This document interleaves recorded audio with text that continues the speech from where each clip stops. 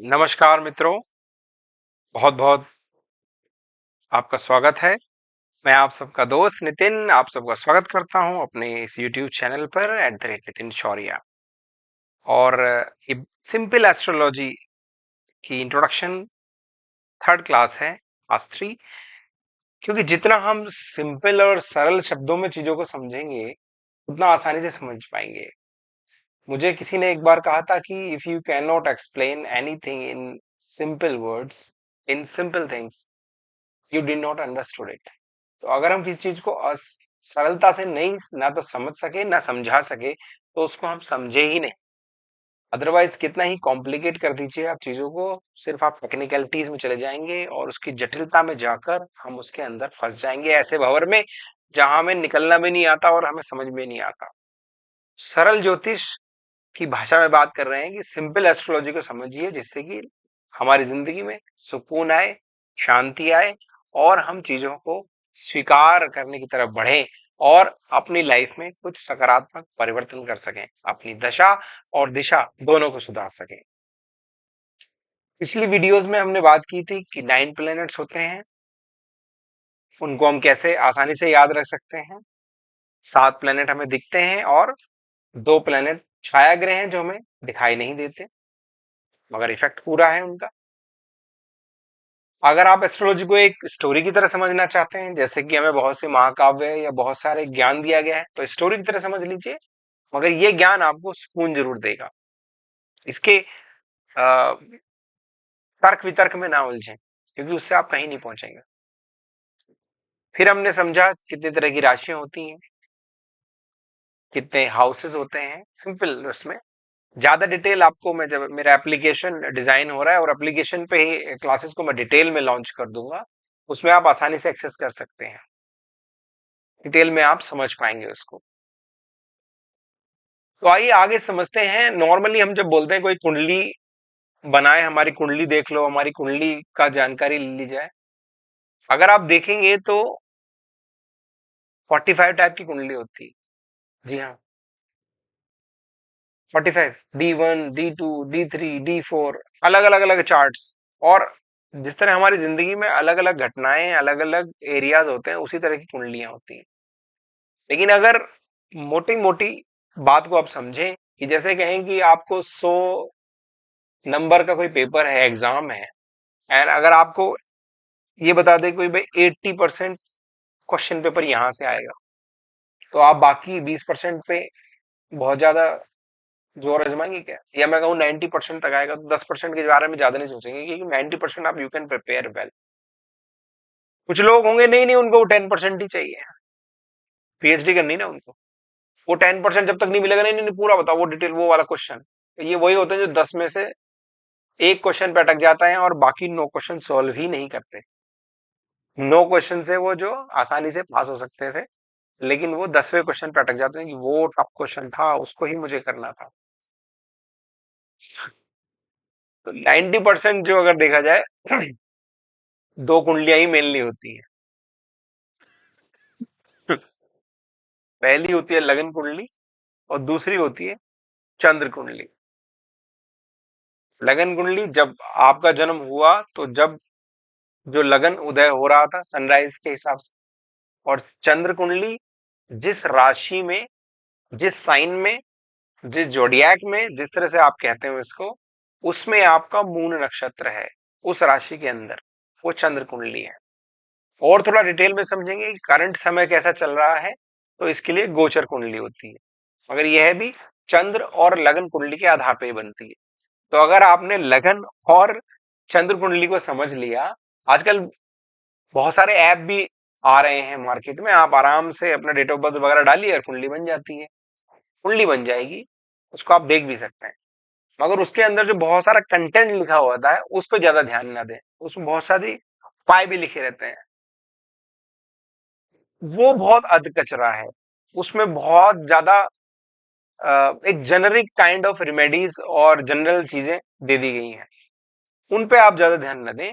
हाँ, कुंडली आपकी वो सही बना के देगा, मतलब जो नंबर्स हैं, अब उसका इंटरप्रिटेशन क्या है, उसके एनालिसिस क्या है, वो किस तरह से आपकी साइकोलॉजी को ओरिएंटेशन में बदलेगा, कैसा आपका एटीट्यूड होगा और क्या क्या आपकी जिंदगी में महत्वपूर्ण इवेंट्स यानी घटनाएं घटने के चांस हैं, यह इंगित वो एप्लीकेशन नहीं बता पाएगा, वो पर्टिकुलर एनालिसिस ही बता सकता है जो अच्छे ज्योतिष द्वारा आप उसका आकलन करवाएं। वो समझ पाएगा, समझा पाएगा आपको। कुछ चीजें वो नहीं भी बताएंगे क्योंकि कुछ चीजें वाकई में ही जानने के लिए नहीं होती। कोई गलत योगा होता है तो ज्योतिष को मना किया जाता है, वो नहीं बताना है। क्यों नहीं बताया जाता? क्योंकि अननेसेसरी, क्योंकि ये प्रोबेबिलिटी का खेल है। प्रायिकता आप जानते हैं ना, प्रोबेबिलिटीज की, इन चीजों की संभावनाएं बहुत ज्यादा है। बहुत अच्छे ज्योतिष जो होंगे वो एग्जैक्टली बता देंगे कि इस तारीख को इस घटने में इस कलर की चीज आप लाएंगे या ऐसी घटना होगी। अगर उतना डिटेल में आप जाएंगे तो जैसे भविष्य को आप खो देंगे। और ज्योतिष का मैंने हमेशा कहा है कि ईश्वर की ज्योत जगाने वाला, जो ईश्वर की तरफ आपको ले जाए। तो अगर पहले से ही बताया कि ये होगा तो then you will defocus yourself from the work, from your actions, because you think that you know the consequences, जबकि ऐसा नहीं है। इसको हम ऐसे समझ सकते हैं कि अगर मैं ये कहूं कि सफलता को 100 मार्क्स दे दिए जाए, 100 मार्क्स दे दिए जाए, तो आपका कर्म यानी कि एक्शंस प्लस आपका भाग्य, उन दोनों का जोड़ हमेशा 100 होता है। अगर आपको 100 पे सफलता मिलनी है तो कर्म का रिलेवेंस भी रहेगा और आपकी डेस्टिनी यानी कि भाग्य, आपका प्रारब्ध जो पिछले जन्म और इस जन्म में भी आपके अकाउंट चल रहे हैं, उससे जो बन रहा है, दोनों का मिला जुला रूप 100 है। अगर आपका भाग्य बहुत अच्छा है तो थोड़े एफर्ट से ही आपको सफलताएं मिल जाएंगी। और अगर आपका भाग्य थोड़ा टफ चल रहा है, टफ टाइम है, then you have to put little bit more effort. दोनों मिसिंग नहीं हो सकते, दोनों रिलेवेंस रहेगी। Percentage will vary as per the timing of the events. इसी चर्चा को आगे बढ़ाते हैं और हम समझते हैं कि मैंने आपसे कहा कि दो कुंडलियां, एक है लगन कुंडली और दूसरी है चंद्र कुंडली।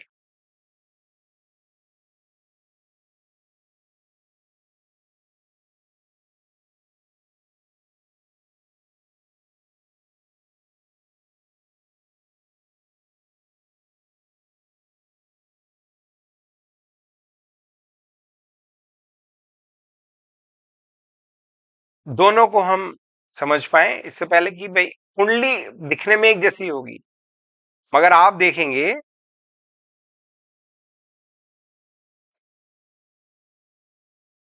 उसकी रिलेवेंस अलग अलग होगी, क्योंकि एक मून के साथ एसोसिएटेड है और दूसरा आपके लगन की यानी कि आपकी शारीरिक बनावट, आपकी सोच से निर्भर है। तो मैंने आपको बताई दो महत्वपूर्ण चीजें, एक आपकी लगन कुंडली,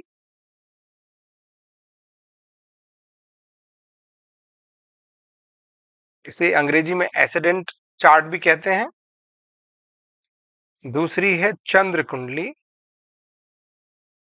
जिस राशि में आपका चंद्रमा। अगर आपको ये समझने में दिक्कत होती है कि नहीं चंद्रमा सूर्य, या आप स्टोरी की तरह समझ लीजिए, चंद्रमा मन है, मन के रिलेवेंस में वो सब चीजें चलेंगी, क्या क्या घटनाएं आपको होंगी। जिन चीजों को जितना सिंपल तरह से समझेंगे उतना सुकून और शांति से समझ पाएंगे आप। और तीसरा अगर मैं कहूं, गोचर कुंडली। और भी बहुत सी चीजें हैं, नमाज कुंडली, ठीक है, डी नाइन जिसे हम कहते हैं, इन्हें नॉर्मली लगन कुंडली को हम D1 कहते हैं, चंद्र कुंडली को D2, और गोचर जो इस समय पैटर्न चल रहा है, सूर्य कुंडली भी, जो अंग्रेजी के जो साइन आप देखते हैं ना अखबारों में, ये जोडियक साइन है, ये साइन है, ये इसके हैं, तो वो सूर्य कुंडली है। लेकिन ये वेस्टर्न कंसेप्ट ज्यादा है, वो सन को रेफरेंस लेके बनाते हैं। जैसे कि चंद्र कुंडली होती है, ऐसे ही सूर्य कुंडली होती है। इसीलिए लोग कंफ्यूज हो जाते हैं, क्योंकि वो बताते नहीं कि हमने जो ये मेष राशि, इसका राशि ये लिखा है, तो इसमें आपने किस कौन से रेफरेंस की कुंडली है, ये चंद्र कुंडली है, सूर्य कुंडली है, लगन कुंडली है, और फिर आप कहते हैं कि इसमें ये चीज लिखी थी, हमारे साथ तो ऐसा नहीं हुआ। और एक जनरल टेम्पलेट उसमें बता दिया जाता है कि इसके साथ ऐसा हो रहा है, उसके साथ ऐसा हो रहा है। जैसे कि अगर आप अभी चंद्र कुंडली से समझेंगे तो मैं आपको बताऊंगा कि किन चंद्र कुंडली वालों को इस समय टफ टाइम चल रहा होगा। ठीक है।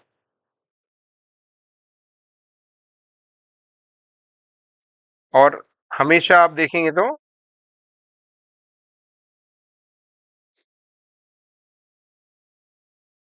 जब भी आप कुंडली बनाएंगे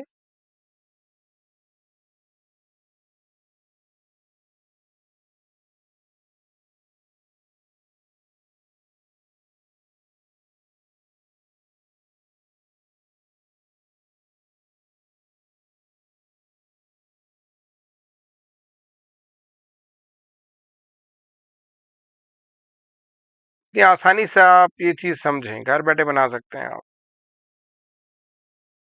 अगर उसका इंटरप्रिटेशन वो कोई एक्सपर्ट ही आपको बता पाएगा। ठीक है।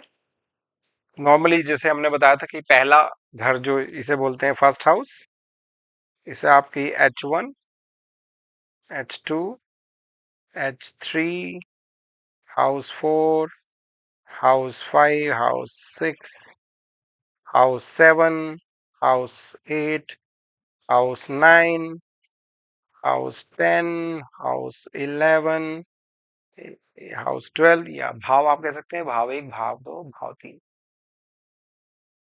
तो लगन कुंडली वही होती है जब पहले भाव में लगन आपका होता है। सिंपल।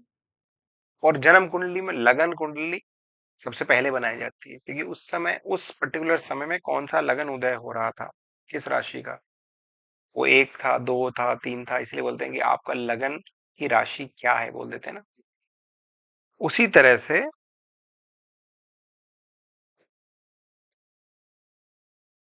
अगर यहाँ पे मैं लगन को हटा दूं और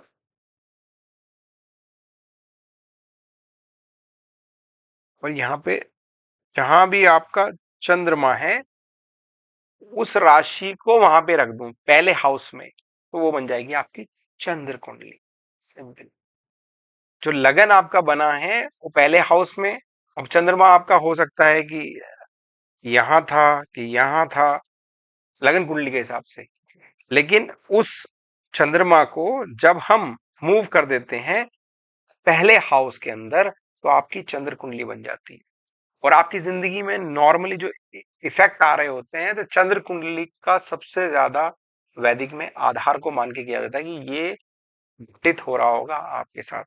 इसीलिए मैक्सिमम जब राशियां हम बोलते हैं कि ये इस राशि का है, ये उस राशि का व्यक्ति है, तो उसके चंद्रमा किस राशि में है। जैसे कि चंद्रमा अगर 1 नंबर में है तो उसी को हम बोल देते हैं मेष राशि, एरीज। अगर 2 में है तो वृषभ यानी टॉरस। चंद्रमा अगर 3 में है तो जेमिनाई यानी मिथुन। 4 में है तो कर्क यानी कि कैंसर। 5 में है तो लियो, इसी तरह से सिंह राशि। ऐसे ही करके लास्ट में 12 नंबर यानी मीन। अभी जो सबसे ज्यादा टफ टाइम अगर चल रहा हो, जो कहते हैं ना जय शनिदेव, शनिदेव जिनकी जो परीक्षाएं, या कहूंगा कि अकाउंट का पिछले 30 साल का हिसाब किताब जिनके साथ कर रहे होंगे, और वो कुछ गलत, वो न्याय के देवता है। तो लास्ट 30 ईयर्स में आपने कुछ अच्छे बुरे कर्म जो किए, या अगर आपकी 30 साल से कम उम्र है तो पिछले उम्र से भी जो ट्रांजिशन चला आ रहा है आपका, या जो आपके माँ बाप पे भी जो इफेक्ट आएगा, वो सबसे ज्यादा तब आता है जब आपका शनि महाराज चंद्रमा से 12वें, फिर पहले, और फिर 12वें हाउस से गुजरते हैं। सबसे ज्यादा इफेक्ट देना शुरू करते हैं वो यहाँ। और एक्चुअल में यही आदमी मनुष्य को ना समझ में आ जाता है कि उसके हाथ में बहुत ज्यादा चीजें नहीं है। इस समय शनि जो गोचर कर रहे हैं, शनि जो ट्रांजिट कर रहे हैं, वो कर रहे हैं 11 नंबर राशि में। यानी कि जिसके भी 11 नंबर यहाँ पे लिखा हो, यहाँ पे पहला घर, अगर 11 नंबर राशि का कोई है, कुंभ राशि के हैं, उनकी जिंदगी में वो मतलब बिल्कुल यहाँ पे पहुंच गए हैं पहले हाउस में। और अगर मैं यहाँ 12 लिख दूं, 12, तो यहाँ पे 11 मतलब यहाँ उसकी लाइफ में एंटर हुए हैं अभी, उसके हिसाब किताब करने लास्ट 30 ईयर्स का। और यहाँ सबसे ज्यादा ट्रैवल, भाग दौड़, एक्सपेंसेस, और जैसे ही वो मून की डिग्री के आसपास आएंगे तो सबसे ज्यादा मेंटली उसको एहसास कराएंगे प्रकृति का, प्रकृति की पावर का, ईश्वर की सत्ता का। मैं ये कहूंगा, ईश्वर की सत्ता का एहसास जो उसे समझ में नहीं आता ना, यार मेरी लाइफ में हो क्या रहा है यार, समझ नहीं आ रहा। तो इस समय जिनकी मीन राशि है, अगर मैं कहूं, मीन राशि की शुरुआत हुई है, जिसको हम बोलते हैं ना साढ़े साथी भी कह देते हैं कि साढ़े सात स्टार्टअप। एक्चुअल में साढ़े सात पूरा नहीं होता, 4 से 5 साल थोड़ा सा ज्यादा डिस्टर्बेंस रहता है, जब वो 12वें घर से गुजरेंगे आपके और पहले घर से गुजरेंगे। इन दोनों घर से जब गुजरते हैं तो ज्यादा इफेक्ट आता है उनका। तो जस्ट शॉर्ट में, क्योंकि अभी बातचीत चल रही थी कहीं किसी की, मैं एक कुंडली देख रहा था तो साढ़े सात ही जिक्र आ गया, इसलिए मैंने कहा कि आपको बता दूं। सबसे ज्यादा जो शनि महाराज का इफेक्ट जब वो देते हैं, वो या आपको एहसास कराते हैं अपनी पावर का, अपनी ईश्वरीय सत्ता का, आपको कि मनुष्य को गुमान हो जाता है ना कि मैं चला रहा हूँ चीजें, मैं ये कर दूंगा, मैं वो कर दूंगा। जो आपने बोला ना एक्शंस, कर्म, हम नॉर्मली बोलते हैं कि ये तो हाथ, मैं तो तकदीर को नहीं मानता, अपनी तदबीर को मानता हूँ। तो शनि महाराज सबसे ज्यादा एहसास कराते हैं जब वो 12वें घर से गुजरते हैं या पहले घर से गुजरते हैं सबसे ज्यादा। और भी दो मौके आते हैं जब वो आपके चौथे घर से जाएंगे यहाँ भी, और जब 8वें घर से जाएंगे यहाँ भी। तो अगर देखा जाए तो शनि महाराज इन जगह में बहुत ज्यादा इफेक्ट आपको देंगे। अब आप देख लीजिए कि यहाँ पे ये हमेशा काउंट करेंगे आप, 1 2 3 4 5 6 7 8 9, कैसे, घड़ी से उल्टी दिशा में। नॉर्मली हमारी घड़ी ऐसे चलती है ना, ये ऐसे चलेगी। कोई भी चीज हम बांधते हैं तो, धागा बांधते हैं तो ऐसे बांधते हैं, लेकिन जब खोलते हैं तो ऐसे खोलते हैं। तो ऐसे ही आपकी किस्मत को ना ऐसे बांध दिया जाता है, और फिर जैसे जैसे बच्चे बड़ा होता है ना, उसकी किस्मत ऐसे ऐसे खुलती जाएगी, परतों पे परत। ठीक है। तो जब यहां से गुजरेंगे तो यहाँ पे किसके गुजर रहे हैं शनि महाराज इस समय? पहले हाउस में कुंभ राशि वालों के, जिनके कुंभ राशि यानी 11 नंबर की राशि में जिनके चंद्रमा है, उनके गुजर रहे हैं। हलचल और ज्यादा कहाँ पैदा कर रहे होंगे? यहाँ पे। जिनकी, यानी कि यहाँ अगर 11 होगा तो यहाँ 12 होगा, तो जिनकी 12 नंबर यानी कि जो मीन राशि के लोग होंगे, वो, उनकी ट्रैवल्स अचानक से बढ़ गई होंगी, और अचानक खर्चे, तो उनको समझ में नहीं आ रहा होगा ये हो क्या रहा है, जस्ट स्टार्टिंग है वो। अभी उनको 2 ढाई साल और एहसास कराएंगे वो अपनी ईश्वरीय सत्ता का। सेम सिमिलरली, जो यहाँ पे चौथे हाउस में 11 अगर मैं लिखूं तो 11 किसके आएगा? 11 10 9 8, यानी कि जो 8 नंबर, 8 9 10 11, हमेशा वो ऐसे चलते हैं क्लॉकवाइज, यहां से ऐसे, ऐसे गिनती हमेशा ऐसे काउंट होगी। तो जिनकी 8 नंबर में पहले हाउस में होगी तो 8 9 10 11, तो ये जितने भी स्कॉर्पियन राशि के हैं यानी वृश्चिक है, जिनका चंद्रमा, ये बात ध्यान रखिए, तो कंफ्यूज मत हो जी, न्यूज़पेपर और वेस्टर्न में बहुत सारी चीजें सूर्य कुंडली के हिसाब से रहती हैं, वैदिक ज्योतिष चंद्रमा के हिसाब से चलता है। तो चंद्रमा जिनका 8 नंबर में है, जिनका भी, अगर आपने एप्लीकेशन से अपनी कुंडली खुद से बनाई है तो भी आप देखेंगे, तो उनकी लाइफ में चेंज ऑफ प्लेस, माता की तबीयत खराब, और हलचल थोड़ी सी, मतलब घर ज्यादा अदल बदल हो रहे होंगे, कुछ ना कुछ उन्हें मदर या हाउस से रिलेटेड एक्टिविटी उनके यहाँ हो रही होंगी। और सिमिलरली जो टेंशन वगैरह ज्यादा जो हो रही होंगी वो हो रही होंगी यहाँ पे। यहाँ पे इसका आ रहा होगा, अगर आप इसमें देखेंगे 11 नंबर यहाँ है तो 11 10 9 8 7 6 5 4, जिनका भी 4 नंबर में चंद्र हो, उनके भी जो 2.5 साल है थोड़ी सी ये, मतलब वो एक्चुअली में एस्ट्रोलॉजी को जानेंगे इस पीरियड में, क्या है वो टेंशन और स्ट्रेस क्या होती है, कैरियर रिलेटेड बहुत सारे चैलेंजेस आ रहे होंगे उनको भी। तो ये तो सिर्फ मैं एक बता रहा कि शनि ने जो कुछ इफेक्ट, ये समझ लीजिए कि बहुत बड़े चैप्टर का छोटा सा चैप्टर। तो आप ये समझ लीजिए लगन कुंडली, चंद्र कुंडली, गोचर कुंडली, तीन ही कुंडली का ज्यादा महत्वपूर्ण है। तो आप ये देखिए, पहले आप, अगर आपकी कुंडली आपके पास है या आप कुंडली से बना रहे हैं, तो लगन कुंडली है, चंद्र कुंडली है, गोचर कुंडली है, और उनमें न्यूज़पेपरों में वो जो लिखा रहता है उन सब ना जाए, क्योंकि यही नहीं पता कि किसको आधार बना के उन्होंने कुंडलियां बनाई हुई हैं, और वो जेनेरिक हैं, वो आपके प्लेनेट कहाँ पे किस पोजिशंस में है उन्हें नहीं पता। उनको पढ़ने का कोई फायदा नहीं, उसमें जो भी कुछ लिखा है वो पढ़ के आप फेंक सकते हैं। ठीक है ना? क्योंकि वो अगर ये बता दे हाँ वो चंद्र कुंडली के हिसाब से बता रहे हैं तो देन कुछ उसके रिलेवेंस आएंगे, फिर भी वो जनरल टेम्पलेट ही बताएंगे, क्योंकि उनको ये नहीं पता कि आपकी कुंडली में कौन सा ग्रह कहाँ बैठा है। आशा करता हूँ ये छोटी सी जानकारी की कहने को फिर और भी है। शादी के लिए दूसरी कुंडलियां बनाई जाती है, नवमास कुंडली बनाई जाती है, फिर दूसरे का भी life partner compatibility issue, marriage से रिलेटेड, फिर कैरियर से रिलेटेड, फिर D10 से रिलेटेड 10वें स्थान के लिए देखा जाता है। तो अलग अलग चीजों के लिए अलग अलग कुंडलियां बनाई जाती है, सिंपल ऐसे नहीं। ये देखिए कि आप क्या जानना चाहते हैं और क्या समझना चाहते हैं, तो एक्सेप्टेंस की बात है। कुंडली किसी की भी हो, प्रॉपर एनालिसिस कराइए, प्रॉपर अच्छे ज्योतिष के द्वारा। तो आज मैं आपको बताना चाह रहा था बहुत सिंपल में कि कितनी तरह की नॉर्मली कुंडलियां चलती हैं और आपको किन चक्करों में नहीं पड़ना चाहिए। आशा करता हूं ये जानकारी आपके काफी काम आई होगी। इस सिंपल एस्ट्रोलॉजी में सरल ज्योतिष समझेंगे, सरलता से इतना समझ में आएंगे। If we can not explain anything in simple, we did not understand it. अगर मैं आपको समझा भी नहीं पाया तो आई डिड नॉट अंडरस्टैंड। बहुत बहुत धन्यवाद आज के लिए। नमस्कार।